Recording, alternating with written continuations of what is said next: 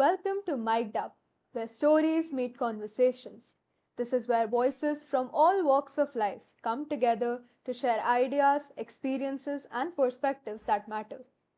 This is where you get to experience what it's like to achieve your endeavors, from facing early challenges to conquering meaningful milestones. From hurdles to achieving great heights, Mic'd Up brings you people who have built their dreams from scratch, dreamers who dared to start, and doers who kept going. Each story here reminds us that every big success begins with a little spark of determination and belief. Now let's get into today's podcast with your hosts and special guests right here on Mic'd Up. Hi everyone, welcome back to another episode of Mic'd Up by MIC. Today we are joined by Mikin Lala, the co-founder of LogiQids, an edtech platform focused on building logical reasoning and problem-solving skills among students. He comes from an IIT and IIM background and has worked across both tech and finance before moving into entrepreneurship.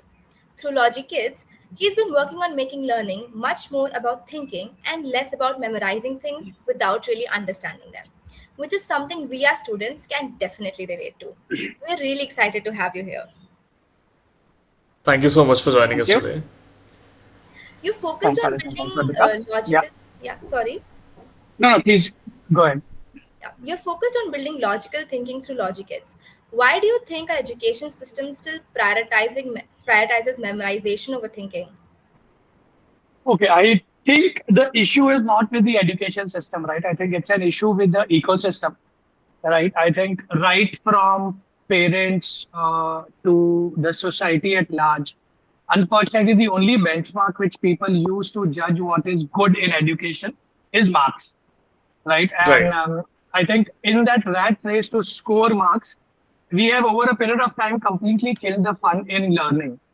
And that's the challenge.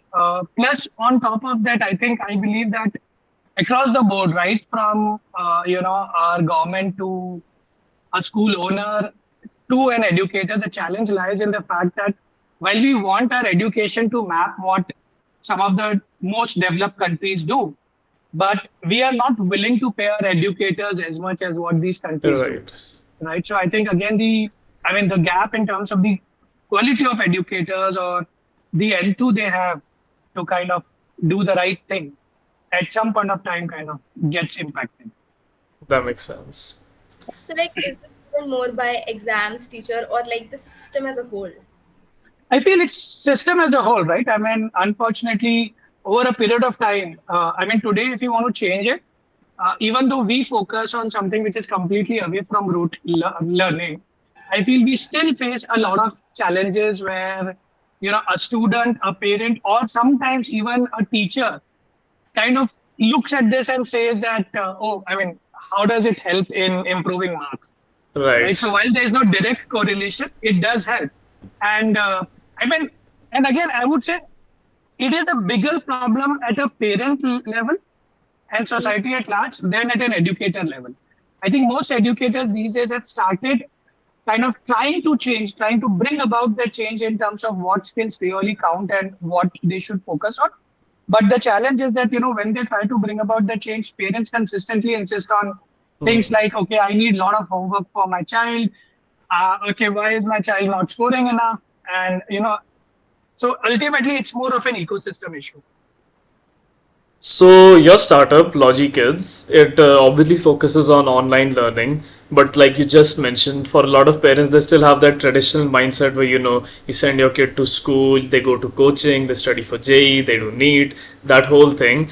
So what is something that you would say to these parents to convince them that LogiKids is something that they should look into for their children? Yeah, I think the most important part is that, whether you prepare for JE, whether you prepare for NEET or you prepare for something else, at the end of the day, that process needs to be something where the child is driven on his own, right? So, Hmm. happen when you actually focus on developing a love for learning in the child, and which is best kind of taken care of during the primary years.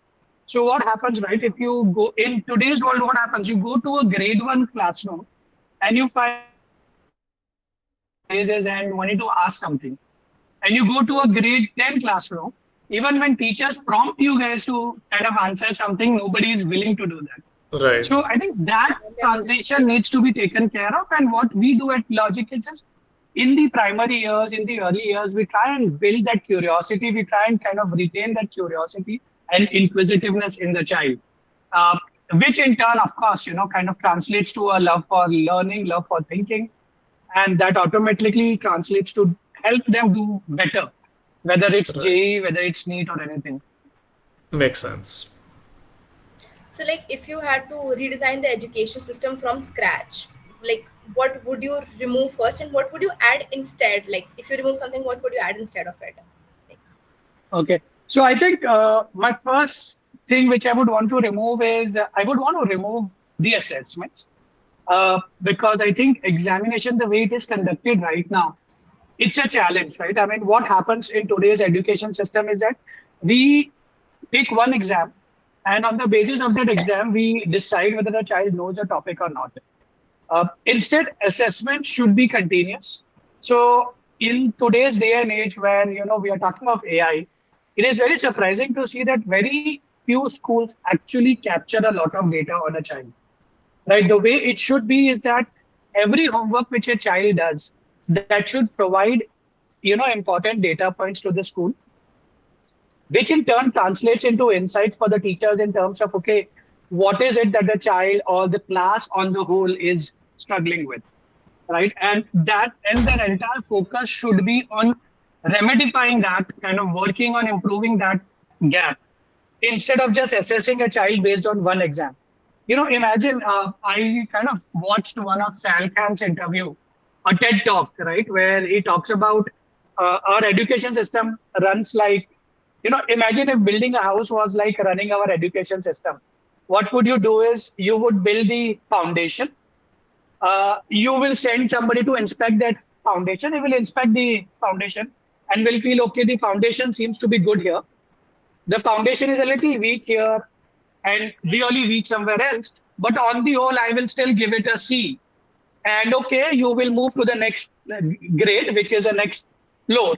So let's build the ground floor on top of this, right? And again, you will come inspect it, find there are places where it is weak, but continue to build the second floor. And this is exactly what happens in our system today, right? I mean, every parent, when they go to a school, they get a one-line report card for every subject, which just tells them whether the child is A, B, C in math.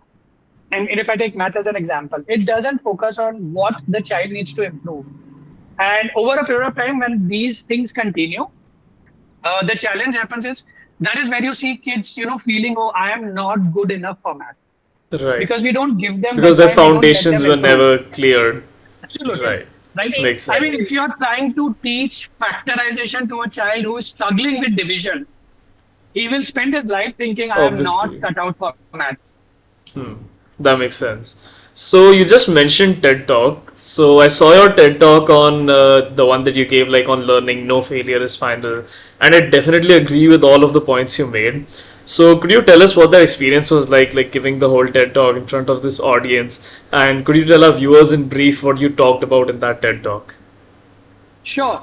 So I think, right, I mean, this was a TED Talk conducted last week. In fact, I have had two TED Talks, both of them were very similar topics, which I chose.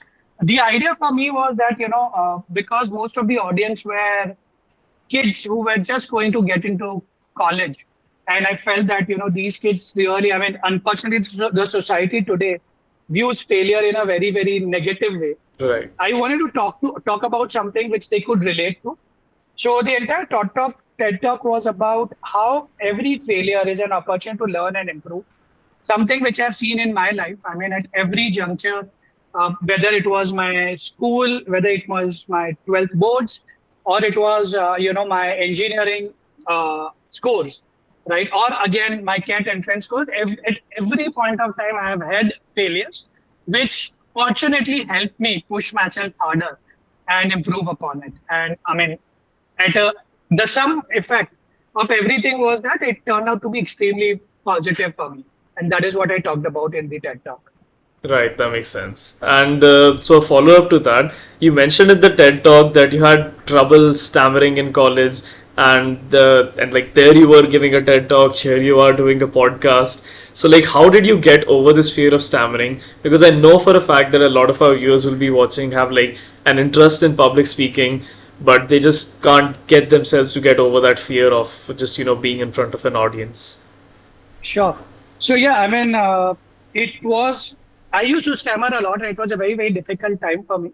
But I mean, again, after having couple of failures, the first failure was where I could not get into any company apart from Infosys, from IIT Roorkee, and the reason I could get into Infosys was because Infosys did not have an interview. So while I cracked every entrance test and got an interview with companies like Google, I could not clear their interview per se. Then in the same year, again, I cracked CAT and FMS entrance, but I could not clear the entrance for both IAMS as well as FMS. So I think for me, it was very clear that I think if I want to do MBA, the biggest roadblock for me was stammering, and I had to get over it. So I mean, I went to a speech therapist for a very short period of time. During that phase, I mean, I probably did two sittings with him. During that phase, I realized that stammering is a combination of a physiological issue and a psychological issue. The physiological issue was that I used to speak very fast, right, which I had to slow down.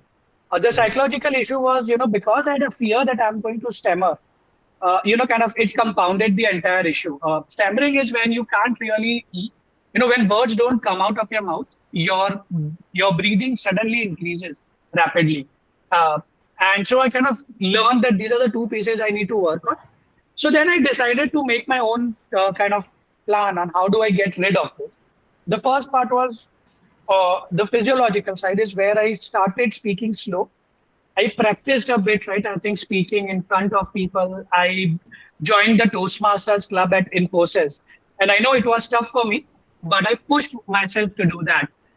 The second part was the psychological issue. I said, I want to do what is the worst for me, right? So I started teaching at time on weekends. So, 5 days a week, I will work at Infi. On Saturdays and Sundays, I would go to time and coach students who were just a couple of years younger to me. Right? I mean, I've just passed out of college, wrote CAT Right. last year. I'm going to write it again. And these are kids who are going to write CAT this year. So that was a very tough point for me because I knew when I stammered in front of them, some of them used to laugh. But I thought that, okay, that's the only way I can push myself into it. So for me, it was about kind of, getting out of that safety zone, pushing myself to correct an issue to such an extent that I don't have an option but to correct it. And I think, yeah, that's how I worked on it. That makes sense. That was a Honestly, good. it is so Yeah. inspiring to see that. I mean, like, we don't get out of a comfort zone, and people don't tend to get out of the comfort, so they want to stay in it, and you were able to get out of it, and it's just very inspiring. Thank you. So you were telling about placements and interviews. So as Yeah. college students, we have that question in mind, like all throughout the 4 years. The one thing going in our mind is like, does CGPA really matter? Okay. Uh, I feel it should not. Uh, But the and I unfortunate reality is But that. yeah, fortunate reality. Yeah, the unfortunate reality is some companies do count, kind of do rely on it as an indicator to shortlist. My belief is that as long as you can build your CV, which is strong enough, that your CGPA does not count, I think you will be able to get over that, hurdle of getting a good CGPA. Again, I'll use my experience as an example. Merrill Lynch, historically from IIM Calcutta, had never hired beyond the top 10 rankers. Okay, never. I mean, before I joined, I was ranked some 70 or 80th in a batch of 240, right? So I did not have a great CGPA, but I had enough spikes in my CV, which kind of indicated that, okay, I was well placed to be a good investment banker. And I think that helped me clear that hurdle of getting a shortlist. And then, of course, after it completely depends on how you crack that interview. Right, that makes sense. I mean, to kind of answer that, while there are companies we use CGPA as kind of a way to shortlist, I think at the end of the day, if your CV is strong enough, you should be able to handle that. That makes sense. So, I was looking at your website for LogiKids, and in it says that you gamify the learning. So can you please elaborate more on that and how that helps as compared to the standard process of rote learning in India? Sure.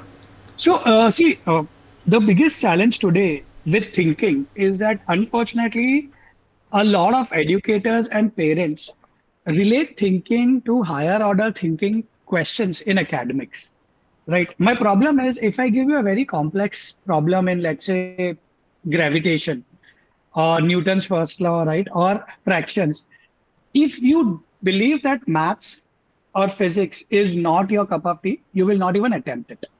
Right. So the first thing we make it fun is we completely take out the academic part from the problems which we give them. All the questions which we give to a child are non-academic puzzles and brain teasers, right? Which doesn't leverage any academic concepts at all, and very basic things which make the child think, which foundation and think about it. It makes a child break down a larger problem into smaller pieces and solve it one step at a time. I mean, I'll be happy to take you through some sample problems if you want to and explain how that is different. So that's the first part. I think, the moment you take the academic part out from any problem, it becomes fun for the child wants to attempt it. Second is, of course, we build a lot of gamification beyond that in terms of how these kids are awarded XPs, leadership, badges, and so on, which is something which a lot of edtech companies deploy these days. So I wouldn't say there we have a huge difference in terms of what we are doing. But I think the real crux of gamification is about making the questions itself fun, which every child wants to attempt and not run away Right. from. That makes sense. So that's like a very unique approach, and I'm sure it helps. Yeah. So did you like? I mean, it's kind of unrelated, but are there any kind of games that inspired you? Is there any games that you're personally interested in? Because I'm a huge gamer myself. So yeah, I think there are no games which inspired me. I think my entire inspiration was my own teacher in grade five. So he was my grade five maths teacher or the HR. He was also the HRT. So when in grade seven, when I didn't do well in math, I almost failed in math in that year. He happened to be there when I went to collect my report card. And he took it upon himself to work with me and help me improve my math skills. And the way he did that was he used to give me a lot of thinking problems, right? Puzzles and brain teasers, which were non-academic in nature. And that helped me get my confidence back. Right? So I was one of that kid who used to think math is not for me. Right. From there to kind of cracking IIT, then I think I owe everything to him. So it was all, I mean, inspired by my own experience and what I learned from there. Makes sense. I was like a similar kid. I hated maths till fifth grade, but then from sixth grade, my papa started teaching me maths, and then over Okay. over the years, I got so good at it that it became my favorite subject. Wow. That's great. Yeah. I mean, that's how a teacher can influence you, right? He has a huge That's true. influence. Yeah, like a good role model. It really helps you out. Absolutely. So we got like why like Logic Kids as a like it's a very great idea. But was there one thing like that spark which made you think like, okay, I need to make this thing that Okay. So I anyone think, incident? yeah. So I think for me, I always wanted to start something on my own. I think Merrill was more about building a safety net for myself, right? So that I can take that plunge, I can take that chance. Uh, for me, I think the main idea was that I want to bring about a change in education. I always feel, given the state of education in India and the fact that there is nobody who kind of offers good value at a very reasonable rate, I mean, without charging a bomb, leaves a huge white space where somebody can get in and make a real difference to kids. So I wouldn't say there was one specific instance. I think it was just I was waiting for the right time and I felt that, okay, this is the time when I want to say it quits and start something on my own. So the moment I got promoted in my company as a director, and I thought, okay, this is where I take a pause with my job. That was a year, and I immediately put in my papers. I think 28th, 1st March I mean, my promotion was effective 1st March, and I think that was the day I put in my papers. and started LogiQids. Yeah, So you just got that promotion and immediately decided to call it quits. that's right. That's correct. Yeah. That's insane. I could not imagine doing that. But so you were an investment banker for 9 years before you decided to quit and pursue your startup. So like you just said, like that was a huge, like it was a really comfortable job. It was a huge safety net. So like, how did you convince yourself that it was the right move? Because like I just said, like that's terrifying for me. Like getting a promotion and just immediately quitting the job. Yeah, so I was depends on how you look at it. The way I looked at it was that, okay, I have built a name for myself, right? I mean, to the extent that I know the day I want to come back and join the bank again, they would be happy to take me back. I had enough client relationships who wanted me to join them. So for me, it was like, okay, even if I take a break for 2 years and if it doesn't,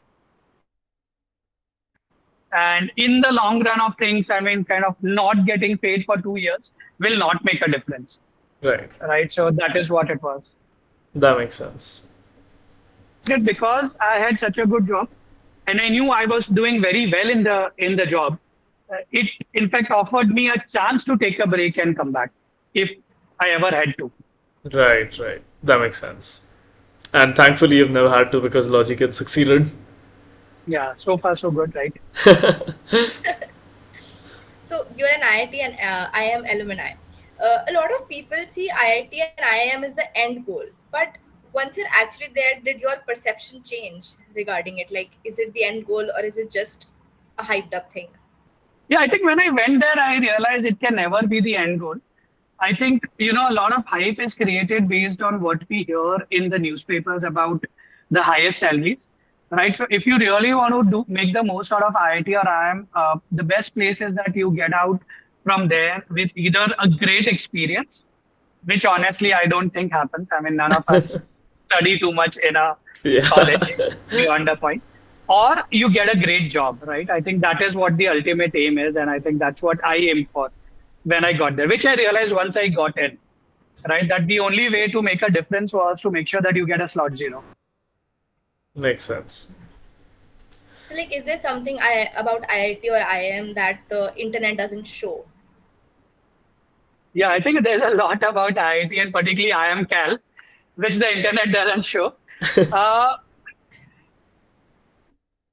it's a lot. I mean, most of these institutions you go for character building, right? I think my confidence after getting into IIT Roorkee was at a different level, uh, and I think that uh, kind of played a huge role in what I end up achieving, right? Whether even if I when I look at me getting that confidence that I will be able to get rid of my stammering and I'll be able to get into IIM the next year.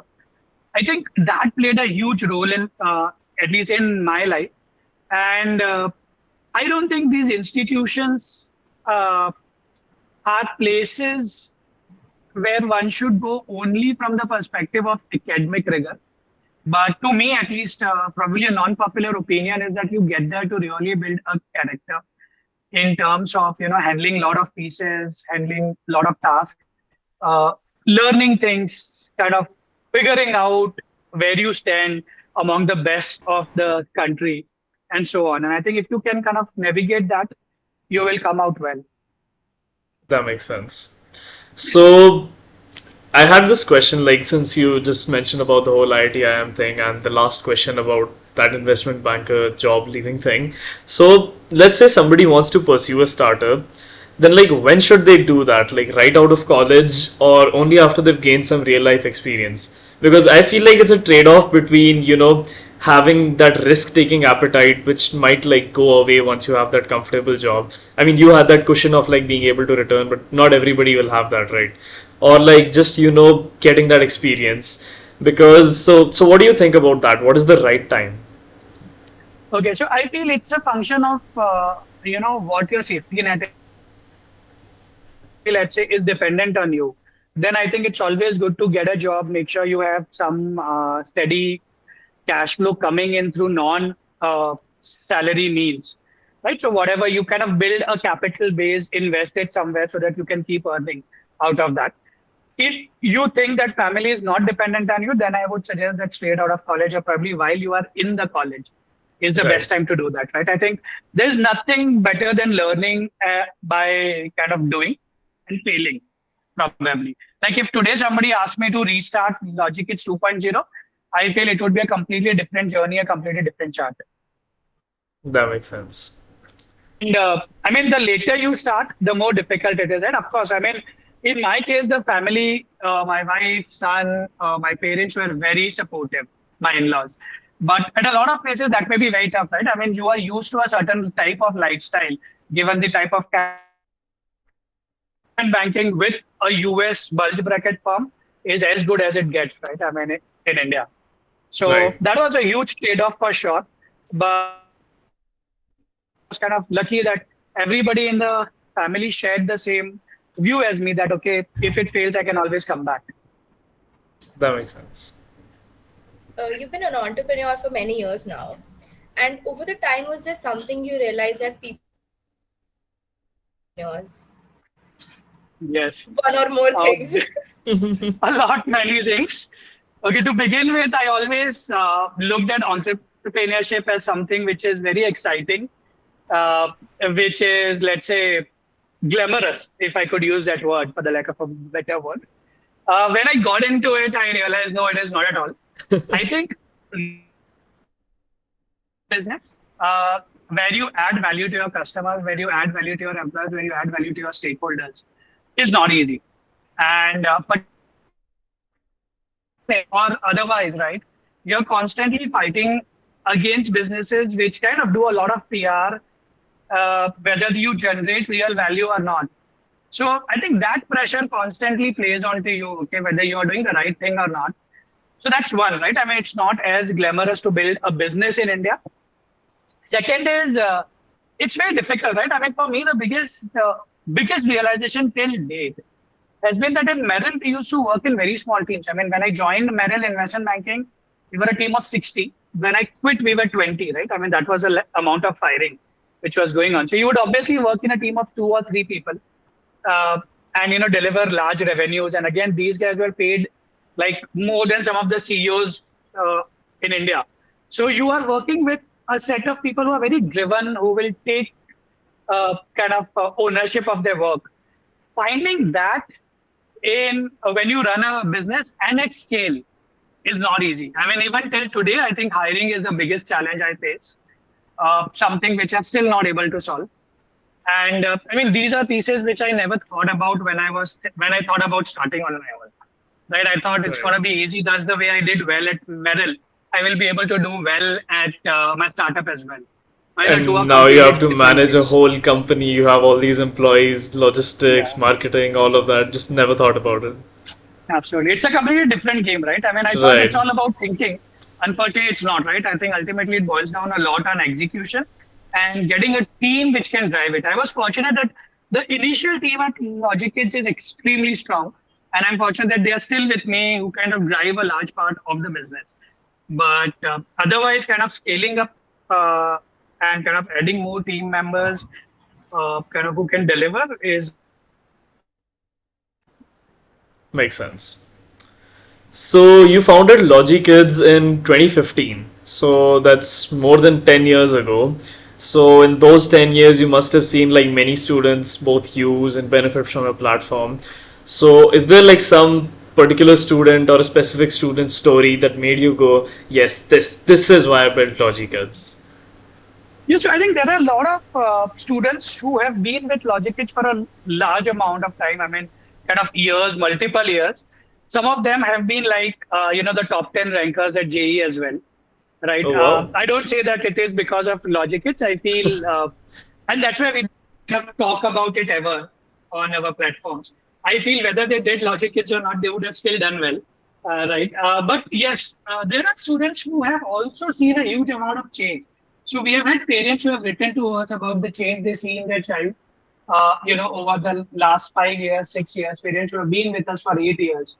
And I think that's the most satisfying part of the story when we look at them and we see how they have changed. In fact, recently we had a parent reach out to us, write an email to us saying that, my child was not keeping well. She had a lot of health issues. And I was constantly thinking whether I did the right decision in putting my child in an English medium school or not. and I was thinking about pulling her out. But Logic Kids not just help her kind of do well at Logic Kids exam, it overall increased her confidence, and I have seen a huge change in her academic performance in just 1 year with Logic Kids. So I mean that to me was a very satisfying email when I read that. And we have a lot of these stories now that we have a lot of these stories. I think that's what kind of keeps us running this. That's nice. Like especially like getting it from the parent themselves, like them attributing this a child success to you. That has to feel very satisfying and nice. It Absolutely. must feel like an achievement, like that. Yeah, I've worked hard for it and I'm getting the results. That's correct. Absolutely. Very true. Is there any behind the scenes challenge that you face with Logic is that people would never guess? I think a lot of these, right? So, see, edtech in India is a very difficult game, right? There are two issues. I think edtech has become a very dirty word, if I could use that, right? I mean, as in people don't look at edtech companies in a very positive light. Every parent you go to or every school you go to, initially they always look at it thinking that, oh, these guys are here to again, fleece parents. Right, just take as much Um, money as possible. so that was one big challenge to change that perspective. And I think we really did a lot of work on the product side to structure it and to communicate that we are here to add value. So since 10 years, a large part of Logic Kids runs free for every child. It is free even to lakh as fees per annum and to a parent who pays 20,000 fees per annum. Right? We have not changed the inherent nature of the business. And only a few set of parents for that. And every year the cycle repeats, right? So we have evolved Logikit into a piece which is, like a doctor who treats everybody, but charges only those who wants to pay them. So that was one big challenge for us, kind of how do we really evolve it? And, during my investment banking days, I had the chance to work with a company which was supposed to do $1 billion ADR at one point of time, an edtech company. And when we look at its books, we realize, oh, it's very difficult to sell something in education. So I Right. think that shaped a large part of my thinking on the product. So that was one. The second challenge was, now that we work with so many schools, a lot of people believe that, it was always easy to sell Logic Kits to schools or to convince schools to use Logic Kits. It was not. And for me, it was a huge challenge. I mean, I still remember, right? So when I quit Logic Kit, my last deal was advising GBK. So I was advising Sanjay Reddy on the sale of Bangalore airport. That was the last deal I worked on before I quit. So, you have these promoters talking to you, calling you, asking your advice. What is the right step to take? What is the right value? And suddenly here you are trying to go and meet a school. And a Right. lot of time, a school principal gives you a meeting and doesn't meet you. I still remember an instance when I went to Pune, waited 2 hours for a meeting which was pre-scheduled, and then came back without a meeting. Right, that Right, was in the right. first 6 months of, but it was a huge change for us, right? To the extent that I and my wife Deepthi, we would sit down and think, okay, are we really doing the right thing? Is this what Yeah. we want to do? So yeah, that was the biggest challenge, behind the scenes challenge, which was difficult for us to crack. But yeah, I mean, over a period of time, we also met a lot of educators who value what we do, helped us connect to other educators, and I think we're very thankful to them for where we are today. Right, but it must have been like a huge shock going from this company where all these clients specifically ask for you, they want to do their meetings with you, and all of a sudden you're just getting stood up on these meetings. So that must have been a No, huge shock. it was a huge change. Right? I mean, to the extent that I still remember in Bombay, it is very difficult to meet schools, right? I mean, you can't just get in without a meeting. And unfortunately, principals these days are inundated with so many calls, trying to sell them something or the other. I remember there was another, so just like Pune, there was another day. So I had a partner, Sumit, with me. I was covering Pune and he used to go and do meetings in Bombay. I was still successful to meet some schools in Pune and, they started with Logic Kids. There's a school called the Kalyani School, which was the first school to start with Logic Kids. And, Right. the principal was very warm and welcoming to us. She's still the principal there. And I mean, we can't forget the way she kind of looked at Logic Kids and appreciated. So Sumit was like, okay, you are able to crack it in Pune. Let me try it once, right? And he went to meet four schools, and the security guard did not even let him in, right? And he was an Yeah, investment banker too, right? And my right. God, after that, we were sitting for lunch, and he was like, I don't think we should be doing this. Yeah, right. So he just had his confidence shaken. Absolutely, right. It Right. was tough, definitely tough. And I think 2015 was also very difficult, 2015, 16. So I started in 2015, Merrill gave me a sabbatical to put a team in place. 2016 is where we did this full time. Right. And at that time, honestly, talking to people about logic or analytical thinking was very difficult. I still remember having a discussion with one of my clients who was an IMA alum. And he asked me, oh, I mean, isn't this part of school curriculum? I mean, why do you need something else to do logic? Like they just can't Right. think ahead of that school curriculum exam. If Absolutely. it won't come, what does it make a difference? Yeah. Correct. And to them, logic was about, giving higher order thinking problems in math or science and Hmm. build analytical thinking, right? So that was a huge gap and it was a challenge at that point of time. That makes sense. So has it gotten easier over the years, like convincing Oh, parents now? much It easier, right? has. So, I mean, plus with the number of schools, the type of schools we work with, the clientele, I think it has become easy. People trust us. It's been 10 years, people can check, people can do a Right. ref check. See, the issue is, even when you tell schools that this is free, that's also kind of looked down upon as something, or there's something fishy Like here. there has to be some catch. How can they Some offer fishy, it there's for some free? catch, right? We say we don't No. take contact details, we don't show ads. So, what is in it for you, right? And then we explain to them Right. how we kind of sustain ourselves. So now that we have so many schools who use LogiCids for a long period of time, they've been using it. They are the ones who vouch for us and say, yes, it Makes is what it sense. is. There is no hidden agenda here. And that helps now. So it is much more easier now than it ever was. That makes sense. So, apart from all this, what do you like to do outside of work? What are your hobbies, preferences, personal interests? Tell us like about So yourself I as mean, well. yeah, so I love to spend time with my family as much as I can. I mean, a large part of that goes with my son.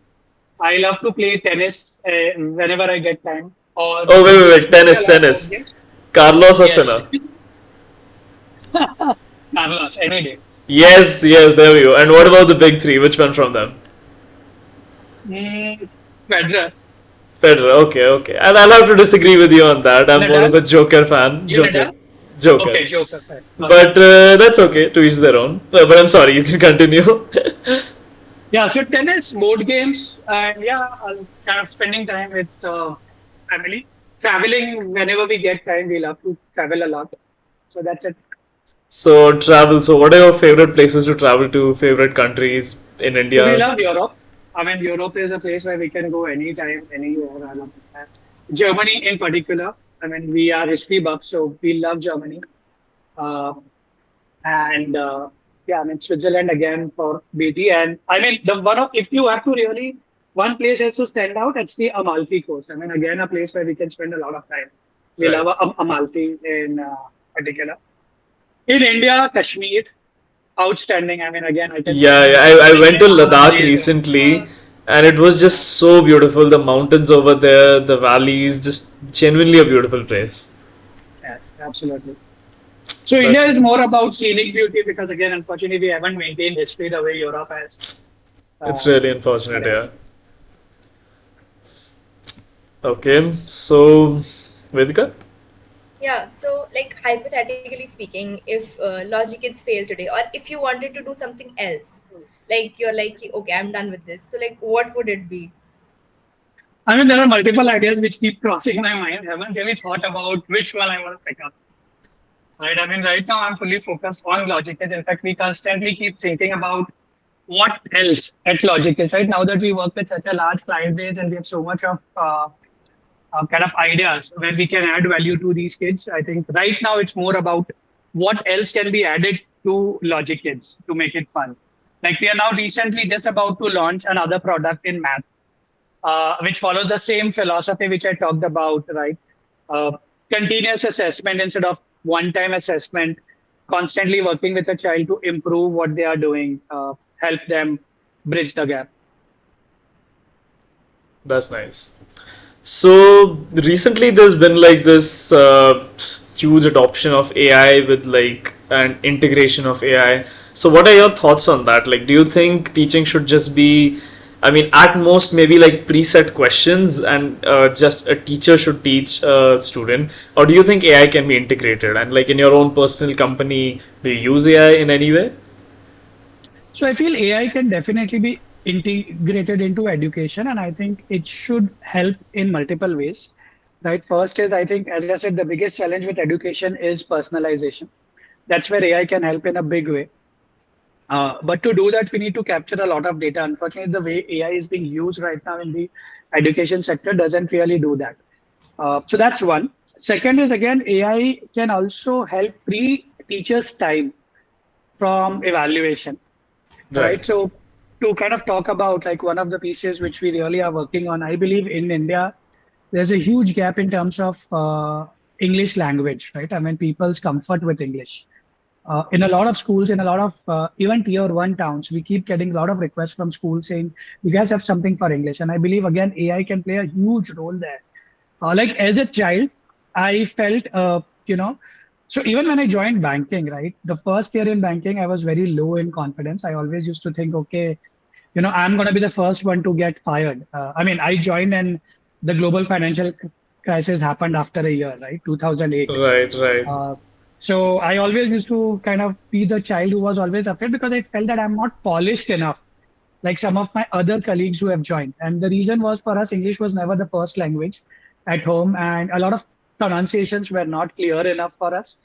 So I see a lot of challenge like that with kids today. Again, AI can make a huge difference here where you don't today need a parent to converse in English with someone, right? With AI, you can easily build an engine where somebody gets very easily who can converse and also get instant feedback on what they need to correct on. Right. Has That a makes huge role to play sense. in education, provided we use it in the right way. But the first step for everything I feel is that school needs to start capturing data, which is not happening right now. Makes sense. So, according to you, like technology in general, not just AI, has it genuinely improved learning outcomes, or is it has it just made content easier to access? It depends, right? How will it can and it should improve. Unfortunately, at a lot of places, we haven't used technology in the right way.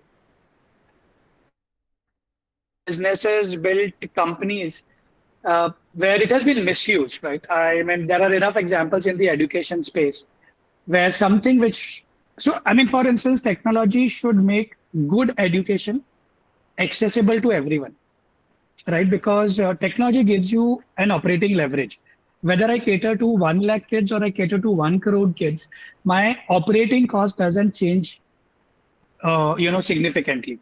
Right. But unfortunately, we never use that to our advantage, right? So, I mean, for instance, I always felt even when we did start with LogiQuids, I always used to debate why can't government themselves just come up with get few good teachers together, make great videos, what Byju's used to do, and make it accessible to everybody for free.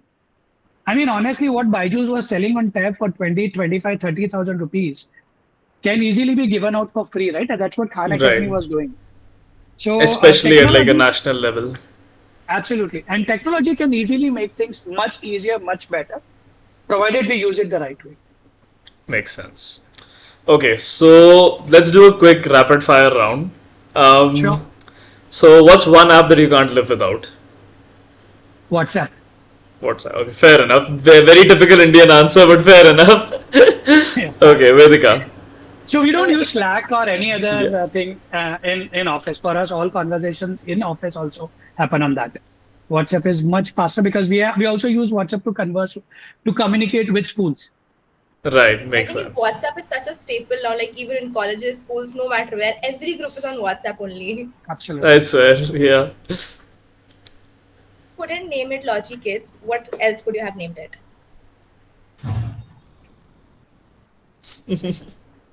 Oh my God, that's a tough one. Never thought about it. I don't know. Education, edu fun.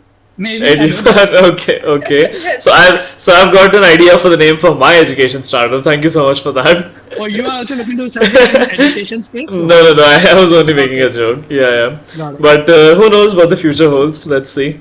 Absolutely. But okay, IIT or IIM? Again, a tough one. You have I to am. choose your allegiance. I am. IIM. in Okay. what sense? Like in fun or in studies? In all aspect. I mean, studies wise तो कुछ भी नहीं होता. At least Cal में कुछ नहीं होता. It is very unlike IIM Ahmedabad. Right? Okay. Cal is all about fun. And yeah, a great platform. Entrepreneurship in one word. Okay. Fun. I would say fun. Fun. Okay, fair enough.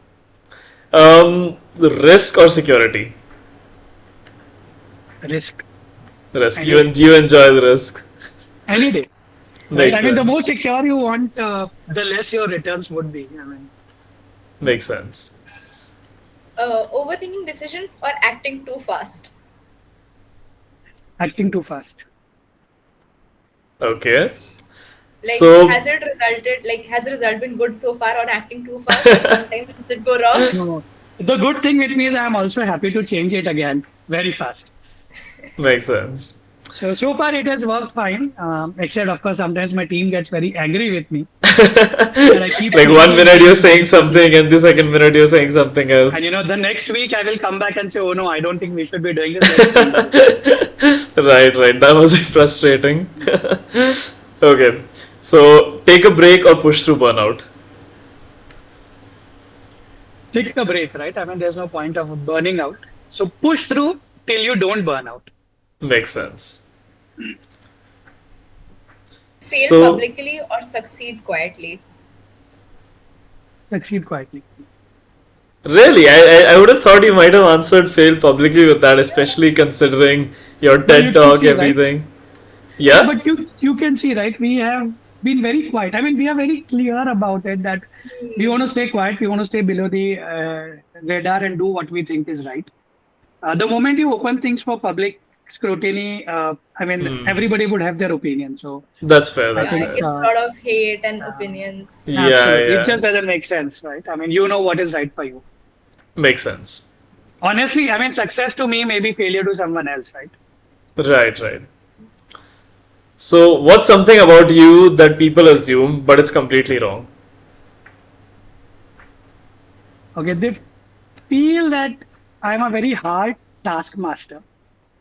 Uh, I mean, they won't find me at a lot of parties, lot of office parties. So I think they feel that I only mean work. But those who are close to me know that that's not true. But yeah, that's the first impression which a lot of new joinees get, unfortunately. Right. What's your most college student habit that you've still not outgrown? Staying up till late, working late at night. Yeah, that's fair. I mean, I don't think I'm ever outgrowing that. Yeah, I say absolutely. I can't wake up early. I'm not an early Same, riser. same. Definitely a night owl. Absolutely. So, what's one thing you wish you had learned earlier in life? Delegation. Sorry, could you repeat? Delegation. How to delegate work. Oh, delegation. I heard dedication and I got a little No, no, no. confused. Yeah, yeah. Okay.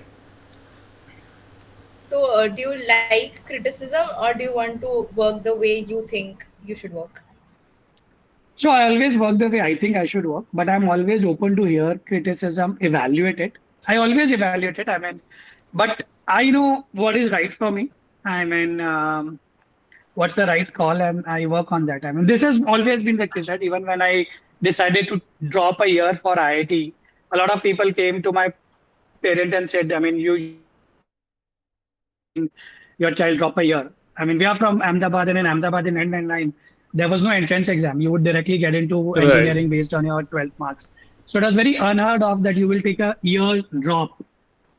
It has always been like that with us, with my parents, with me. Makes sense. So, you can criticize me, but I'll do what I want in the end. Absolutely. Because I think that's the right call. I mean, you Right. don't know my situation, right? What all variables I have considered. Hmm. Only That's I true. know that best. In the end, you know what's best for yourself. It's very fair. definitely. Okay, so that's it for the rapid fire round. Next, Vedika. Yeah, so I heard from my father that you went to Kota to prepare for IIT. So was there like, did you regret it afterwards, or was there some place in your back of the mind that, oh, I should have not come here while you were there Not because at of all. the very studious, very pressured background? Yeah, so for me, the good part was I've never taken pressure at all. Right. So in fact, Kota was where I met my wife. Right. She was my next door neighbor. Uh, That's so I nice. didn't study much. In fact, I remember coming back to Ahmedabad to write my exam, and then I was missing her. So I went back to Kota 15 days before my exam, telling my parents that, oh, there are important revision lectures which are going to happen. So, That's nice. not at all. Absolutely not. Kota again was a turning point for me. I mean, the first time I stepped out of my home, I met my wife there. I think I learned a lot over there. And again, for me, that was probably the first time I think it gave a big jump to my confidence, right? Because when I went there, I realized, though I'm not prepared for JEE, I am not dumb that I won't be able to get through. And I think that made a huge difference. Makes sense. So, which was like your favorite phase of life? Like the Kota phase, the IIT phase, the IIM phase, current phase, if you had to choose? Mm, I think the Merrill phase was the best phase of my life, I would say. Right. I think I was very, very fortunate to be part of Merrill. I mean, that's one of the best places I've ever worked in, or I can ever see people working in. I mean, and that has shaped a large part of my corporate identity and what I want Logic Kids to be. I mean, while of course college is always fun, but if I look at my matured years and what I want Logic Kids to become, or what I want, people to be like, right? I think where I saw people and learned this is what I want to be. I think that was the probably the best phase. I think we used to work on probably the most high pressure stuff, and still it was fun. And you could have very open conversations. I could very openly even tell our India CEO that, oh, you are wrong. I don't think this is how we should look at it. This is the other way to look at it, and they would never take it out against you. So I think that was the Right. best phase. We had time for ourselves. We were enjoying what we were doing, and yeah, it was fun. It's The very only thing rare. missing was thrill, right? For Right, startup. right. So you needed to get that thrill, and that's why you started Logic Kids. Absolutely. But I that's mean, very today, Merrill to me is us, right? right, right. I never talk about like if we are not on the IPO, as I said, we. So that is how I Yeah, thought, oh, even how come we are not on the IPO? yeah. Um, So you just considered yourself a part of that whole thing. Yeah, yeah. that's nice. So as a student, we are like, especially in college, we're very confused about what to do and what not to do. So if a college student wants to build an edge today, like not just in entrepreneurship but also in career, what are two or three things they should start doing consistently, or something they should work on? So I feel first thing is that you need to have a passion, right? Which is very, very critical. Like if when I hire, I look at is there something which the person is passionate about, and I mean, has that person pursued it? Right? I mean, a lot of time people leave it. They, okay, madam, theek hai, I don't have time, so I'll not do it. So then that makes a huge difference. I again feel passion, hobbies go a long way in character building. Right? How do you manage to find time to pursue it? Second is I think you need to have an aim for sure. Right? What is it that you are aspiring for? Educate yourself. What is it that is needed, kind of to achieve that? And always have a plan B so that you're never afraid to fail. Like in my case, for instance, even before I went to IIT,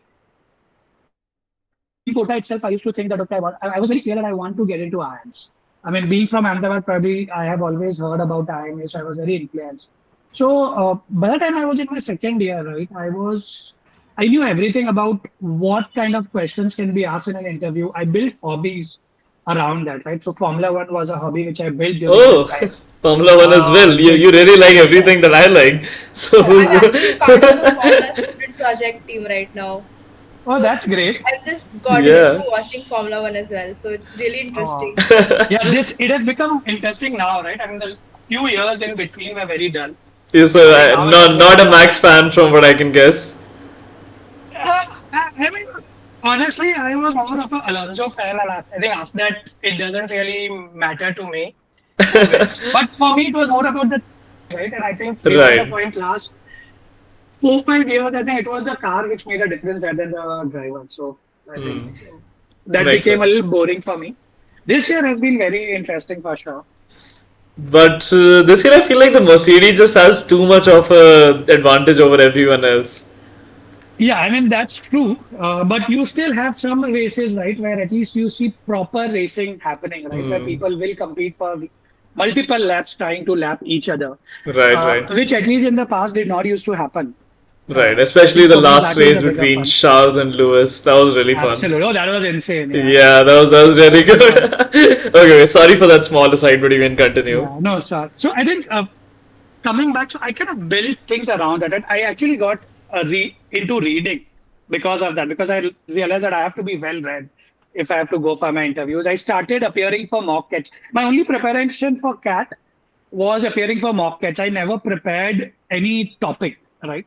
But I give enough number of mock catch. So I used to give Hmm. mock catch right from my third year, right? So by the time my seniors went for CAT, I was good enough to appear for CAT in that year itself.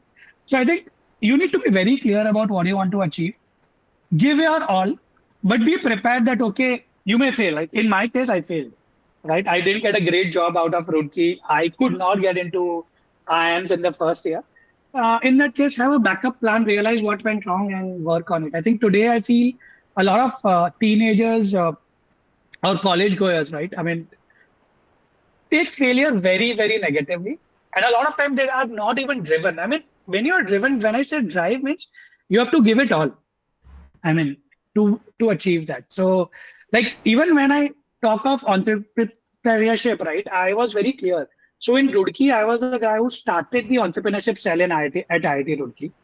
Wow. We were offered funding. We had an idea even when I was at IIT Roorkee. We went to I2I at IIT Kanpur. I think it was I2I or whatever. I forgot the name of the business fest. We were offered funding at that time by SIDBI. We didn't take it up. Then again at IMCAL, I was involved. I was the president of the entrepreneurship club. So I think, there were passions, there were pieces which I always knew I want to get into, and I was constantly involved with those. And last piece, think outside the box. I think these days I feel a lot of Gen Zs kind of try to toe the line, right? They kind of want to do what others are doing, don't want to kind of I think the most value add happens when you think outside the box, when you think differently. Uh, because a lot of time people are not right. People are kind of the world at large is not right, and that is exactly where you gain your alpha, right? Right. Because you are doing something different, and that's when you stand out. So if you can back yourself with your convictions, with your ideas that, oh, I think this is where I have a different view than what others think, and this is what I want to do. I think that's a huge plus. There is nothing to lose there, right? I mean, even if you're wrong, it's okay. You're wrong. But if you go right there, it's a huge alpha. Right, that makes sense. You So, mentioned that you started. Uh, go ahead, go do you ahead. want to go? You mentioned that you started reading, and honestly, I'm a very big bookworm. So, is there Okay. any one or two books, like no matter age or anyone, the person should at least read once in their life? There would be many, but I think one which stands out, which again, I mean, shaped a lot of perspective of how I see things, was Fountainhead. I mean, very different, right? I think the way, Ayn Rand describes the world, uh, and I mean, they kind of categorize. I feel you can actually categorize every person in the world into one character of the book. That's nice. So, coming up on the last like two, three questions. So, what are your future plans for Logic Kids? Like, how do you plan on expanding? How do you plan on maybe joining more schools, getting more students? So, what are your plans? So we have so one, of course, we are adding more product. Of course, we would continue to add more schools to what we do and try and impact more kids. We are also trying to get beyond logic only and getting into things which impact.